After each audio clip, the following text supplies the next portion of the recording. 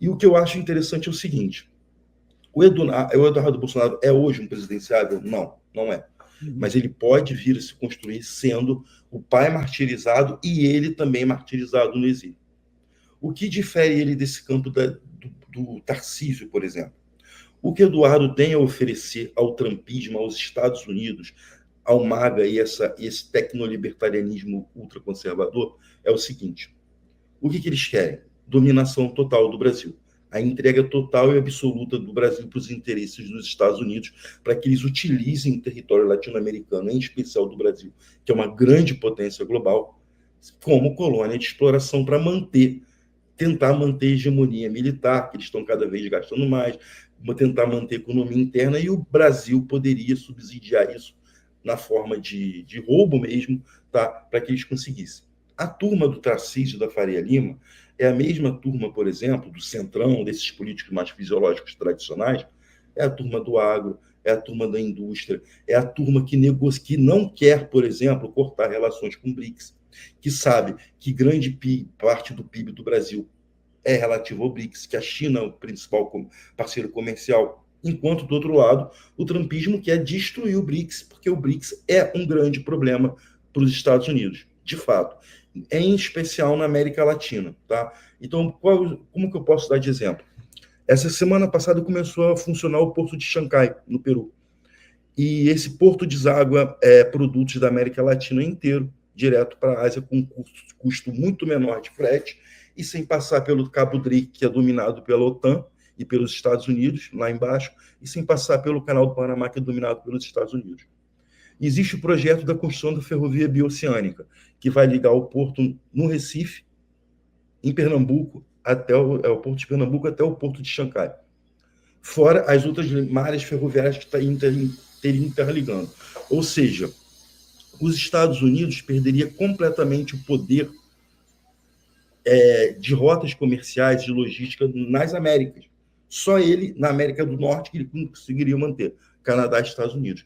Isso seria para os Estados Unidos uma derrota sem tamanho.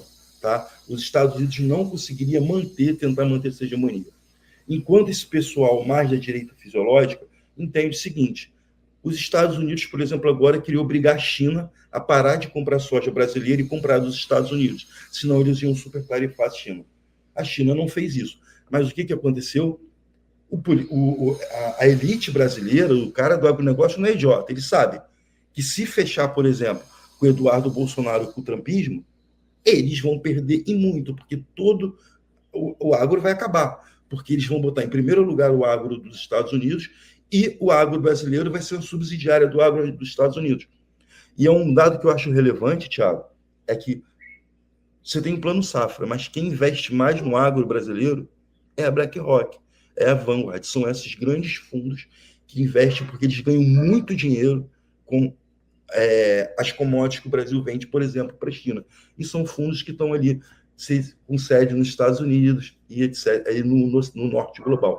Olha como que esse jogo é intricado. Então, de um lado, você tem o Eduardo Bolsonaro, que para salvar a pele dele, para ser um imperadorzinho, ele vai entregar tudo, inclusive sair do BRICS, inclusive impedir que tenha qualquer tipo de desenvolvimento maior com a China, travar a China na América Latina, porque a China está enorme. No Brasil, por exemplo, do ano passado para cá, duplicou os investimentos e os negócios com os chineses. Em um ano, duplicou. Tá? Então, assim, você vê como essas economias do Brasil e da China estão tão entrelaçadas e como isso se reflete para a América Latina. Então, de um lado, você tem, no campo da direita, um cara que é terra arrasada, que é entregar o Brasil mesmo como colônia, que é o bolsonarismo, tá? I love o Trump, tá? E você tem, do outro lado, uma direita que é extremamente neoliberal, extremamente conservador, extremamente entreguista e assim, que quer vender tudo, que vai acabar com isso, que quer acabar com o Petrobras, com todas as nossas estatais, só que entende que sem a China o Brasil não sobrevive à sanha dos Estados Unidos de tentar manter sua hegemonia. Então, esse é o cenário que eu vejo hoje na direita, disputa por esses dois campos, e hoje quem está levando uma certa vantagem é o Tarcísio. Por isso o Eduardo Bolsonaro está tão ferido em relação à articulação pela questão, porque se o Tarcísio consegue ele essa canalice, esse crime que é a anistia, ele pega todo o direito político para ele, o bolsonarismo para ele. E a gente não pode esquecer que no dia antes do União Brasil e do PP saírem do governo, o Lira teve com o Bolsonaro, e a gente sabe quem é articulador político entre os dois ali. O Lira chegou para o Bolsonaro, deve ter falado, olha só, a gente vai tentar livrar tua cara e tu vai indicar quem a gente quiser. E o Eduardo Bolsonaro tá puto da vida por causa disso. Então, agora, e se o Trump chegar e falar, não é o Eduardo? Porque o Eduardo pode me oferecer o que me interessa de fato. E aí, como é que fica? Então vai ser bom ver essa briga. E é uma excelente oportunidade para o governo buscar uma estratégia de comunicação, de diálogo com a sociedade, para mostrar isso, esses dois blocos, e se colocar como um verdadeiro campo soberanista. E aí, você tocou num ponto, né, na rivalidade que ele e o Tarcísio estão travando, a ponto dele cogitar até sair do PL, né? E eu vejo que se sair do PL só pode ir para a União Progressista, não tem outro cenário, ao meu ver, hoje para o Eduardo, né? E eu quero até te ouvir se você acha que tem um outro caminho, mas eu volto 2 casinhas lá no momento da Lei Magnitsky, né? Quando de fato veio o governo americano e comprou essa guerra. Ali foi uma vitória do Eduardo, mas a pergunta é: ressoou como uma vitória do Eduardo ou mais como uma consideração ao Jair? O Eduardo foi validado por ser o articulista disso? Nesse sentido, seria um 1-0 para ele com relação ao Tarcísio, ou não?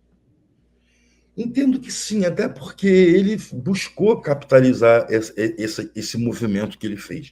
Então, eu acho que pode estar 1-1 agora, tendendo mais para o Tarcísio mais no ataque, botando mais pressão no jogo. O que eu entendo é o seguinte, nunca foi pelo Bolsonaro. Tá? O Bolsonaro é uma figura patética, é uma figura ridícula, inclusive, em especial para o que é a mentalidade maga. É um líder bosta de um país subdesenvolvido bosta, que é o que eles consideram. Mas não é pelo Bolsonaro, é pelo que representa todo esse cenário brasileiro. Porque, na verdade, hoje, Thiago, quem pode entregar para o Trump o que ele quer só tem uma pessoa, é o Lula. E o Lula não vai entregar.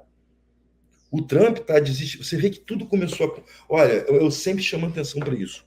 Sempre, sempre. Há 1 ano que eu venho chamando atenção, desde que o Trump foi eleito, quase 1 ano. O Trump não ataca diretamente o presidente Lula.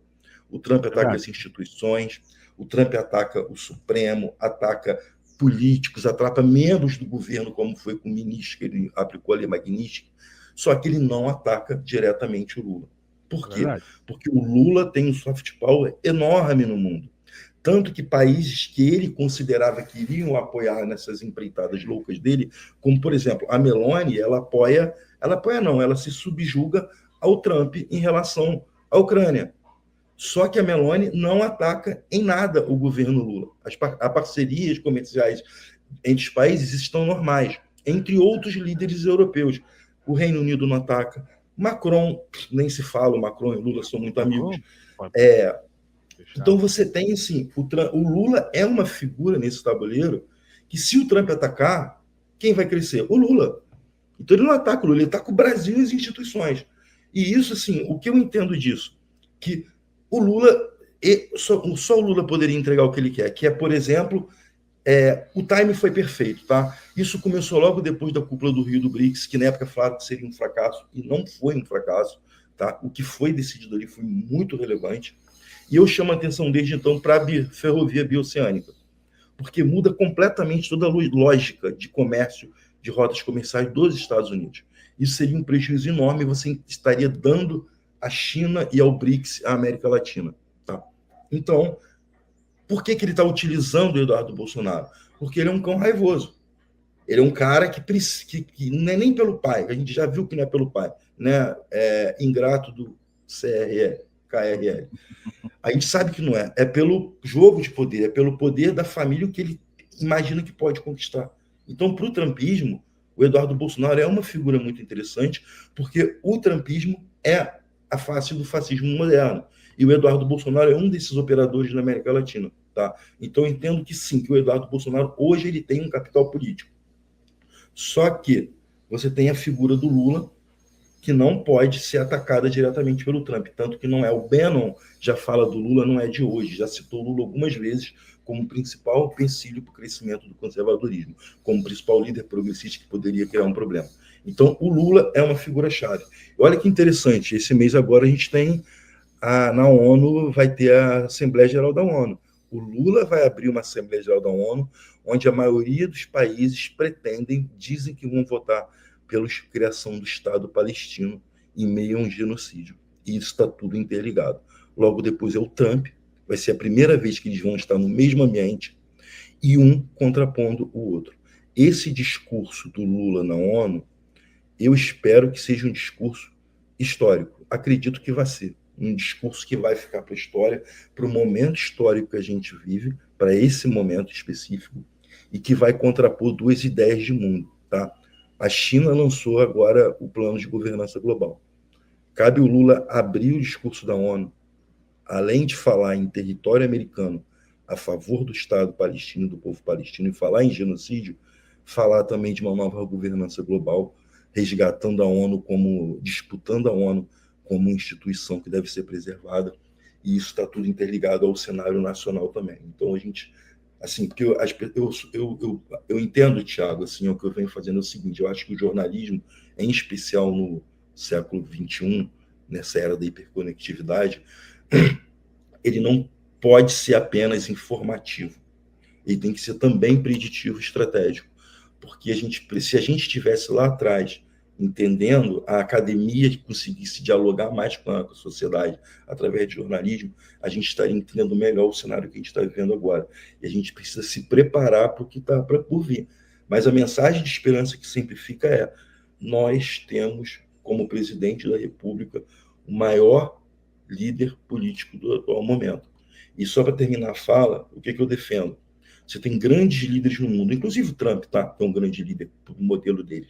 Trump, o Xi, o Putin, o Modi, entre outros. Só que Lula é o único que transita em todos os espaços. Hoje não nos Estados Unidos, mas ele transita em todos os espaços. E isso oferece a ele um soft power tão grande, tão poderoso, que ele pode ser, se levado de forma estratégica, a figura que pode mudar os rumos do que está acontecendo não só no Brasil,